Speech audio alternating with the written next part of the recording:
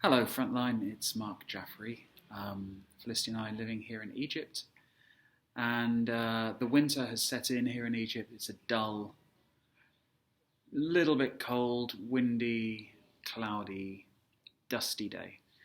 But I want to not talk about Egypt. I want to transport you to Cyprus, where it's probably similarly cold and cloudy today. But on our reading for Acts chapter 13, verse 8 to 20, we are going to Cyprus, to the town of Paphos, which is over in the west coast, on the southwest corner of Paphos. And of course, we're in the book of Acts here. We're following the story of Paul, who's journeying around with some companions, Barnabas and Mark John. And they find themselves in Cyprus, and we only get a little snapshot. And that's what I think is really interesting about this portion of the book of Acts. You just get little snapshots, little recordings. Luke he's not taking in all the details. He's not even taking in most of the details. You just get little glimpses of what's going on.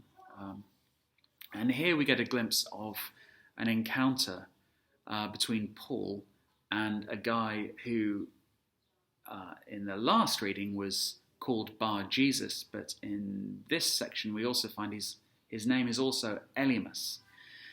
Now, someone called Bar Jesus, you would expect them to be a follower of the way, because Bar means son of, or of the clan of, and if his name's Elymas, then perhaps he's taken the name Bar Jesus to associate himself with Jesus. In fact, there's a lot of stuff we don't know about this person. We do know that he was Jewish. We know that he was in the Jewish community in Paphos at the time. We know that he was a respected person.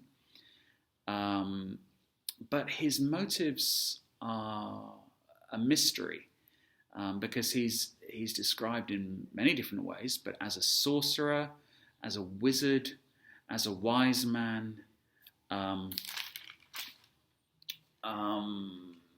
false prophet is the other major title for him.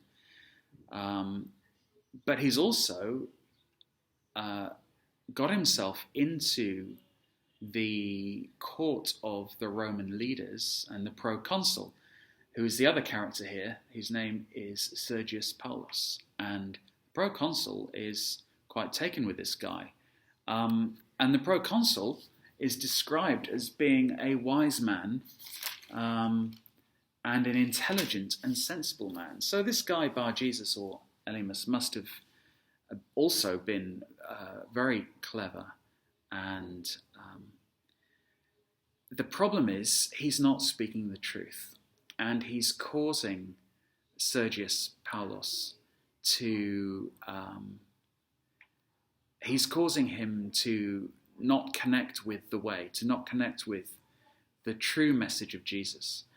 And so implied in this, Paul, or Saul at this stage, and, or actually he's both in verse 9, Saul, who's also called Paul, and Barnabas, it's implied that they are the true prophets, they're the true messengers bringing the word of Jesus, the true living word of Jesus. And they get fed up of this guy and his false prophecy, who is opposing them and stopping the proconsul from seeking the faith. And so from this kind of knowledge struggle between Bar Jesus, or his name being Elymas, and he's called himself the wise man, there's this knowledge struggle between over the soul of the proconsul. And Paul finally has enough. They must have had some arguments, they must have had some discussions, but Paul, full of the Holy Spirit, inspired by the Holy Spirit, in the power of the Holy Spirit, has this power encounter with this spirit of deception that's in Elymas. And he comes against him in power and rebukes him in a very strong and comprehensive way. He calls him a son of the devil, the enemy of everything that is upright and good. He tells him to stop perverting twisting the straight paths of the Lord and plotting against his saving purposes. I mean, that's strong stuff. And what happens is Paul declares that this guy will go blind, which happens. And what I think is really interesting, I mean, we haven't seen very much of Paul's ministry at this stage. But when Paul had the same power encounter with God himself on the road to Damascus, God caused Saul at this stage to go blind. And so Saul does the same thing in the power of the Spirit to Elymas. And I think it's fascinating just thinking about how we, in ministry, we often do what has been modeled to us. We follow the leader. And I think that's what Paul is doing in this case. If he's seen this kind of miraculous power encounter in his own life, he can then, when the circumstances are right, he can also bring that same punishment, if you like, to this guy. And in faith that this guy will also have a similar road to Damascus conversion with the living God and come to his senses and be delivered of this deception that he's living under and become a true follower of the way. And in fact, one of the things about this passage, I think it's implied, it's not explicit, but it's implied that Elymas may well have had that. The parallels with Paul's conversion are really clear.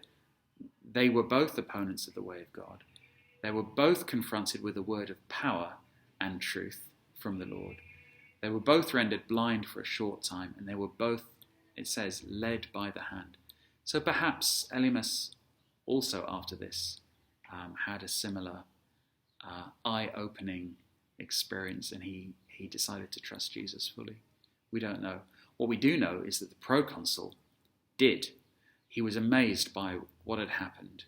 And it wasn't just that he was amazed by the power encounter, but he was deeply touched at the teaching concerning the Lord, and the teaching from the Lord, from Saul. And he decided to follow Jesus. So this is a really, really exciting thing. This is a very significant guy, a powerful man, a figure of influence in the Gentile world, but also a figure of influence in the Jewish world, because obviously there was a connection through Elymas between the synagogue, in other words, the Jewish community, and the Roman community here. So I thought that was a really, really interesting thing, and I wish we just had more information. It would be so good, but we're inferring bits, we're taking hints, we're looking at different parts of the Bible to see if they can inform what we see here in this passage. And then the second part of the passage is the continuing journey of Paul. John Mark goes back to Jerusalem.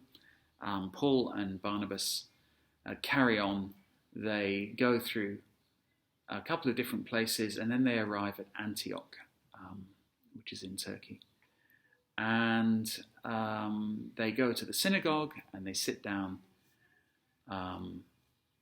And after the reading of the law and the prophets, the leaders say, have you got anything to say here? So Paul arises.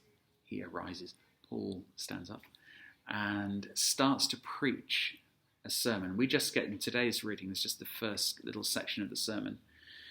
But again, he's going a bit through history. He talks about God. He talks about the Israelites in the wilderness.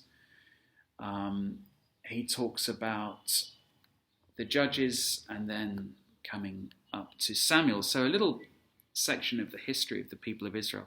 But what Paul's doing here is he's declaring truth. And that's the theme of today's reading. It's truth. Versus fake news, versus lies, versus deception.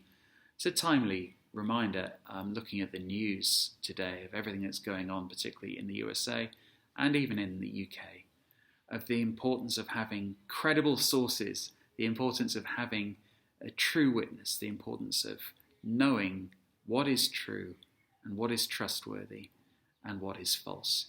And so my prayer for us today is that we would find, through the Spirit that the Lord has placed in us, we would find that true source of knowledge, that true source of truth with the capital T, and we would trust in him 100% and be able to discern what is false, what are the false voices speaking to us, and that we could put our trust in the truth on the solid rock of Jesus. Bless you today as you go through the rest of this week. Bye.